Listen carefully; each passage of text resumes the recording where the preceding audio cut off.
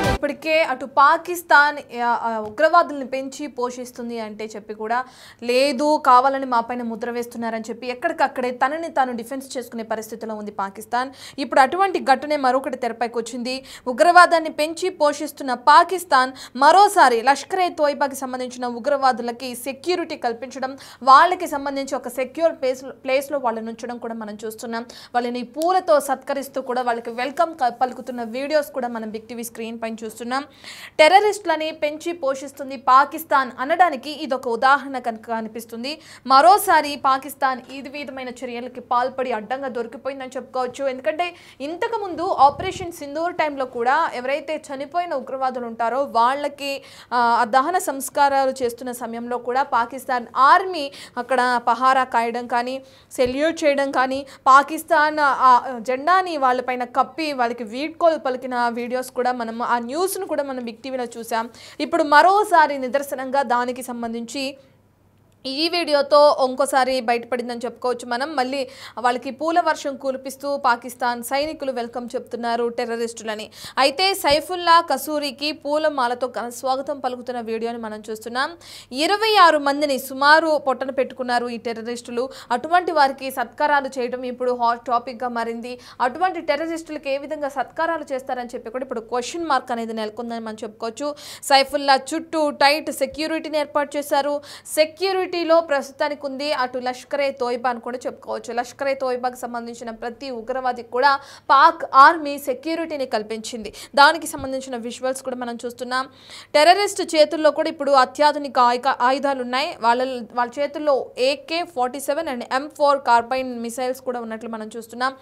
AK-47 గన్స్తో వాళ్ళకి ఏం పని, వాళ్ళకి అసలు ఆయుధాలు ఎలా వచ్చాయి అనేది కూడా ఇప్పుడు బిగ్ క్వశ్చన్ అని చెప్పుకోవచ్చు. ఎందుకంటే ఇటువంటి ఆయుధాలు సామాన్యంగా మనం సైనికుల చేతుల్లో, జవాన్ల చేతుల్లో చూస్తూ ఉంటాం. ఇప్పుడు పాకిస్తాన్ టెర్రరిస్ట్ చేతుల్లోకి ఇటువంటి గన్స్ వెళ్ళడం కూడా ఇప్పుడు హాట్ టాపిక్గా మారింది. ఎందుకంటే ఇప్పటికే వాళ్ళు ఏ విధంగా అయితే పెహల్గామ్లో ఉగ్రదాడికి పాల్పడ్డారో మనకి తెలిసిన విషయమే. ఇటువంటి ఆయుధాలను చేతపట్టుకుని మరే దాడికి వాళ్ళు ఉసిగొలుపుతారో, మరి ఎటువంటి దాడులకి తెగబడతారో అనే భయం కూడా నెలకొందని చెప్పుకోవచ్చు. ఎందుకంటే వాళ్ళు టెర్రరిస్టులు ఎప్పుడు ఏ సమయంలో ఏ విధంగా అటాక్ చేస్తారనేది కూడా మనకి తెలియకుండా ఉంది. అటువంటి వారి చేతుల్లోకి AK-47 అండ్ M4 గన్స్ ఎలా వెళ్ళాయని చెప్పి కూడా క్వశ్చన్ మార్క్ నెలకొంటుంది. మనం ఇందాక చెప్పుకున్నట్టే లష్కర్ ఏ తోయిబా చేతుల్లోకే ఆ సంస్థకు చెందిన ఉగ్రవాదులు, ఆ సంస్థకు చెందిన టెర్రరిస్ట్ చేతుల్లో ఈ గన్స్ ఉండడం కూడా మనం చూస్తున్నాం. అయితే మెయిన్ క్వశ్చన్ ఏంటంటే పాకిస్తాన్ జవాన్ చేతుల్లో ఉండాల్సిన ఈ గన్స్ ఇప్పుడు అక్కడున్న లష్కర్ ఏ తోయిబా హ్యాండ్స్కి వెళ్ళినాయి అంటే ఇప్పుడు పాకిస్తాన్ ఆర్మీ కానీ, పాకిస్తాన్ జవాన్ కానీ, టెర్రరిస్టులు కానీ వేరు కాదు, ఇద్దరు ఒక్కటే అన్నది మనకి క్లియర్ కట్గా అర్థమవుతుంది. మరి పాకిస్తాన్ ఆర్మీ ఎందుకు ఈ విధంగా ఉగ్రవాదుల్ని పెంచి పోషిస్తుంది? అసలు ఉగ్రవాదానికి పాకిస్తాన్కి ఉన్న సంబంధం ఏంటి? ఎప్పటి నుంచి వీళ్ళిద్దరి మధ్య సత్సంబంధాలు అనేవి కొనసాగుతున్నాయి? మరి ప్రపంచానికి ఉగ్రవాదానికి మాకు సంబంధం లేదని పాకిస్తాన్ ఎందుకు చెప్పాలని ప్రయత్నిస్తుంది? ఈ డీటెయిల్స్ అందించడానికి మా ప్రతినిధి శివ అందుబాటులో ఉన్నారు. రైట్ శివ, ప్రధానంగా అటు AK-47 కానీ, M4 గన్స్ కానీ అక్కడ టెర్రరిస్ట్ చేతుల్లో ఉండడం మనం చూస్తున్నాం. ఇప్పుడు సైఫుల్లా కసూరిని పూలమాలతో స్వాగతం పలుకుతున్న వీడియోస్ కూడా మనం చూస్తున్నాం. పాకిస్తాన్ టెర్రరిస్ట్ వేరు కాదు అని చెప్పి ఈ వీడియోని చూస్తే అర్థం చేసుకోవచ్చు అంటారా? గతంలో ఏదైతే ఆరోపణ ఎదుర్కొంటుందో పాకిస్తాన్ టెర్రరిస్టులను, ఉగ్రవాదాన్ని పెంచి పోషిస్తుందని ఏదైతే ఆరోపణ ఎదుర్కొంటున్నారో ఇప్పుడు కూడా దానికి సంబంధించిన ఆధారాలు, ఒక టెర్రరిస్ట్ సంబంధించిన నాయకుడికి స్వాగతం పలకడం అనేది ప్రధానంగా టెర్రరిస్టులను పెంచి పోషిస్తుంది అనడానికి కూడా పాకిస్తాన్ పైన అనేక ఆధారాలు కూడా ప్రపంచ వ్యాప్తంగా ఉన్నాయి. దానికి సంబంధించి భారత్ కూడా ఇప్పటికే అనేక ఆధారాలను తెలిసే విధంగా, ప్రపంచానికి తెలిసే విధంగా చూపించింది. కానీ మరోసారి ఈ పాకిస్తాన్ అడ్డంగా జరిగిపోయింది అనేది కూడా మనకు ఈ టీవీ స్ట్రీమ్ చూస్తున్న విధానం బట్టి అర్థమవుతుంది. పహల్గామ్ దాడికి స్కెచ్ వేసిన లష్కర్ ఏ టెర్రరిస్ట్ సైఫుల్లా సూరికి పూలమాలతో ఘన స్వాగతం పలికారు. పూల వర్షం కురిపిస్తూ కూడా ఈ మీద పూలు వెదజల్లుతూ స్వాగతం పలికిన పరిస్థితి కనిపిస్తోంది. మొత్తం ఏదైతే పెహల్గామ్ లోని బైసారన్ వ్యాలీలో 26 మందిని పొట్టన పెట్టుకున్నారు టెర్రరిస్టులు. వారికి ఎందుకు సత్కరిస్తారు, ఎందుకు సత్కారాలు చేస్తున్నారు, మొత్తం దీనికంతా వ్యూహరచన చేసిందంటూ కూడా సైఫుల్లా కసూరి అంటూ కూడా ఆరోపణలు ఎదుర్కొంటున్నారు. సైఫుల్లా చుట్టూ కూడా ఆయన ఒకవైపు వెనుకోసుకుంటే ఆయనకి సెక్యూరిటీ కూడా మనం చూస్తూ ఉన్నాం. సెక్యూరిటీ మధ్యలో ఆయన వస్తున్నారు, అంటే సెక్యూరిటీ కూడా ఆయనకు ఏర్పాటు చేసింది.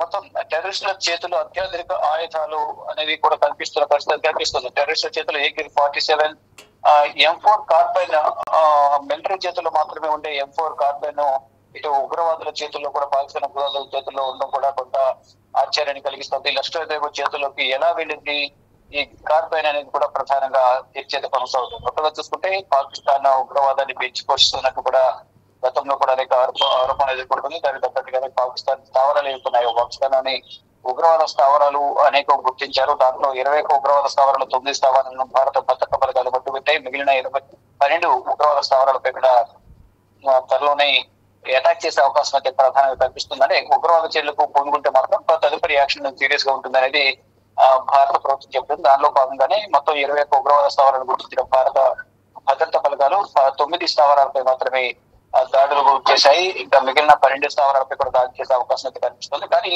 ఈలోపు ఏదైతే ఉగ్రవాదాన్ని పెంచి పోషిస్తూ ఇటు పెహల్గాం లో ఉగ్రదాడికి ప్లాన్ వ్యూహరచన చేసిన సైఫుల్లా కసూరికి పూలమాలతో సత్కరించడం, పక్కన సెక్యూరిటీ ఏర్పాటు చేసి ఘనస్వాగతం పలకడం అనేది అది ఎంతవరకు కరెక్ట్ అనేది కూడా అందరూ కూడా కొంతమంది పాకిస్తాన్ ప్రశ్నిస్తున్నారు. పాకిస్తాన్ ఆర్మీని కానీ పాకిస్తాన్ ప్రభుత్వాన్ని కూడా ప్రశ్నిస్తున్నారు. అంటే పాకిస్తాన్ ఈ టెర్రరిస్టులను పెంచి పోషిస్తుంది అనడానికి ఇది ఒక ఉదాహరణకు కూడా నిలుస్తుంది. గతంలోనూ పెహల్గాం దాడి జరిగిన తర్వాత అటు భారత భద్రతా బలగాలు ఆపరేషన్ సింధూర్ ప్రారంభించి వారిపై దాడి చేసిన సమయంలో కూడా ఉగ్రవాద స్థావరాలు చనిపోయిన వారందరి ఉగ్రవాదులందరికీ కూడా అక్కడ ఆర్మీ అధికారిక లాంఛనాలతో అంత్యక్రియలు నిర్వహించింది. ఆ సమయంలో కూడా పాకిస్తాన్ జెండాను వారి శవపేటికలపై ఉంచి కూడా వారికి అంతిమ సంస్కారం నిర్వహించారు. అంటే ఆ సమయంలో కూడా ప్రధానంగా ఉగ్రవాదులకు వెనుకుండి మరి ఆర్మీ సహకరిస్తుంది అనేది కూడా దాన్ని బట్టి గతంలో ప్రపంచం అంతా కూడా తెలుసుకుంది. కానీ మళ్ళీ ఇప్పుడు కూడా ఉగ్రవాద నాయకుడు ఎవరైతే ఉన్నారో సైఫుల్లా కసూరికి కూడా పూలమాలతో సత్కరించడం, అతనితో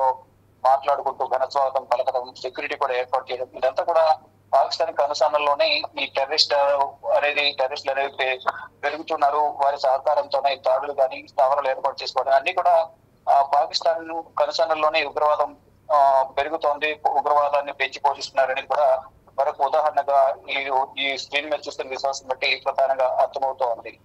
రత్న రైట్ శివ, ఇప్పుడు టెర్రరిస్టులు పాక్ సైన్యం వేరు కాదని మనకు క్లియర్ కట్గా అర్థమైపోయింది. ఒక పక్కన చూస్తే వాళ్ళకి వీళ్ళు హై సెక్యూరిటీ ఇవ్వడం కానీ, పూల వర్షంతో ఈ విధంగా స్వాగతం పలకడం కానీ, వాళ్ళ దగ్గర ఒక బలమైన ఆయుధాలు, అత్యాధునిక ఆయుధాలు వాళ్ళ చేతుల్లో ఉండడం కానీ, ఇదన్నీ చూస్తే పాకిస్తానే ఉగ్రవాదులకి సపోర్టుగా ఉంది. పాకిస్తాన్ని రూల్ చేస్తుంది కూడా ఉగ్రవాదులే అన్న క్వశ్చన్ కూడా తెరపైకి వస్తుంది. దానికి సంబంధించి క్లియర్ కట్గా మనకు విజువల్స్ చూస్తే కూడా అర్థమైపోతుంది. ఇటువంటి సమయంలో అంటే మొన్న ఉగ్రవాదుల దాడే జరిగింది పెహల్గాంలో, అంటే ఇంకా ఇటువంటి దాడులు ఇంకా జరిగే అవకాశం కనిపిస్తుంది కదా. మరి ఎటువంటి చర్యలు తీసుకొని ఉన్నారు? ఎందుకంటే ప్రపంచంలో ఉన్న అన్ని దేశాలకి ఉగ్రవాదుల నుంచి ఏ విధంగా అయితే సఫరింగ్ ఉందో మనందరికీ తెలిసిన విషయమే. ఓన్లీ భారత్ కాదు సఫర్ అవుతున్నది. మరి అటువంటి ఉగ్రవాదాన్ని పెంచి పోషిస్తున్న పాక్ పైన ఎటువంటి చర్యలు ఏమైనా ఉండే అవకాశం కనిపిస్తుందంటారా?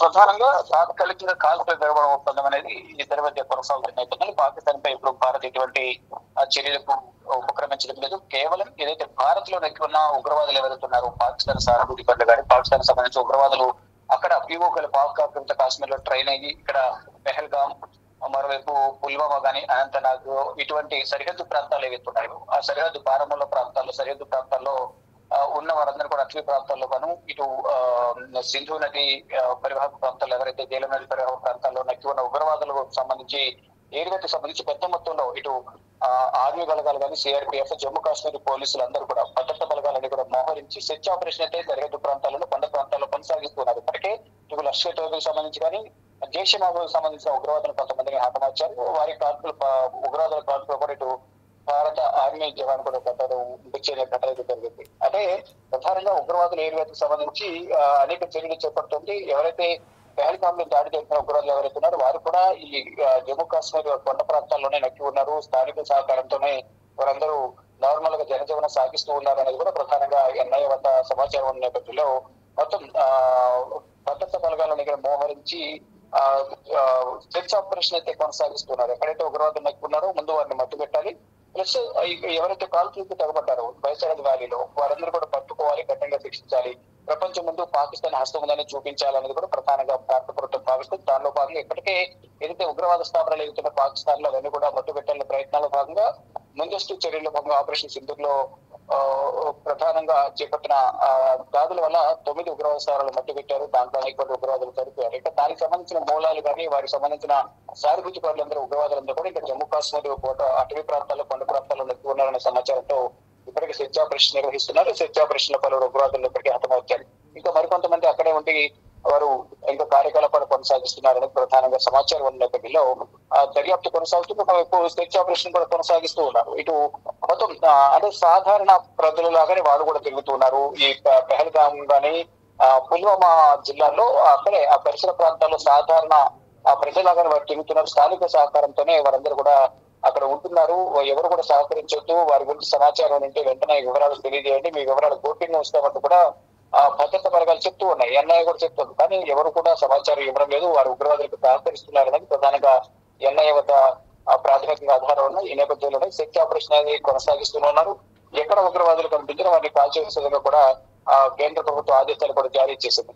కొంతమంది ప్రాణాలతో పట్టుకోవడం, వారి నుంచి సమాచారం సేకరించడం, లేని పక్షంలో ఎదురు కాల్పులు జరిగే క్రమంలో ఆత్మరక్షణలో భాగంగా ప్రతిగా కాల్పులు జరుపుతుంటే ఉగ్రవాదులు చనిపోతున్న పరిస్థితి కనిపిస్తోంది. ఇక తాత్కాలికంగా ఏంటంటే రెండు దేశాల మధ్య సీజ్ ఫైర్ సంబంధించి కాల్పుల విరమణ ఒప్పందం కొనసాగుతున్నప్పటికీ కూడా ఈ ఆపరేషన్ సింధూర్ అనేది కొనసాగుతూనే ఉంటుంది. కేవలం ఇద్దరి మధ్య కాల్పులు ప్రతి కాల్పులు ఉండవు. దాడులు ప్రతిదాడులు కొంతవరకు తాత్కాలిక విరమణ మాత్రం ప్రకటించారు. ఒకవేళ మళ్ళీ ఉగ్రవాద చర్యలకు ఉపక్రమిస్తే మాత్రం పాకిస్తాన్ పై యాక్ట్ ఆఫ్ వార్ గా పరిగణించి దాడులు చేయాల్సిన అవసరం అయితే ముందు ఉంటుంది. దాన్ని ఊహించడానికి ఊహకందని విధంగా కూడా మా దాడులు ఉంటాయని కూడా భారత ప్రభుత్వం తెలియజేసింది. కానీ ఇప్పుడు ఇంకా ఈ పెహల్గాంలో దాడి జరగడం, దాని తర్వాత దాడులు ప్రతిదాడులు ఆపరేషన్ సింధూర్ అయిన తర్వాత ఇంకా ఏదో ఒక విధంగా అక్కడున్న ఉగ్రవాదులు ఎవరైతే ఉగ్రవాద నాయకులకు ఘనస్వాగతాలు పలకడం కానీ, వారు భారత్ పైన ఎటువంటి విజయం సాధించకపోయినా పైచేయి సాధించమంటూ సంబరాలు చేసుకోవడం, అక్కడున్న ఆర్మీ చీఫ్, ఆర్మీ మార్షల్ గా, ఫీల్డ్ మార్షల్ గా ప్రమోషన్ ఇవ్వడం, ఇదంతా కూడా అక్కడ ప్రజలను మభ్య పెట్టే విధంగా కూడా అక్కడ ప్రభుత్వం వ్యవహరిస్తుందనేది కూడా ప్రపంచ దేశాలు కానీ విశ్లేషకులందరూ కూడా భావిస్తున్నారు. ఎక్కడ కూడా భారత్ పైన ఎక్కడ పైచేయి సాధించిన దాఖలాలు ఎక్కడ కనిపించడం లేదు. వారు చేసిన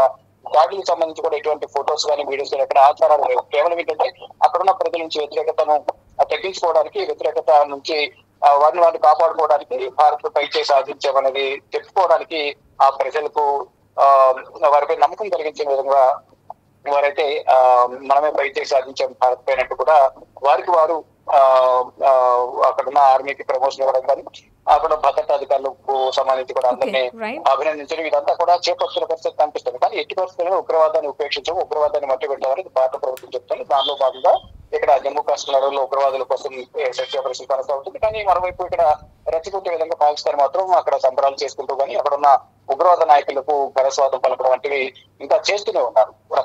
రైట్, థ్యాంక్ యూ శివ.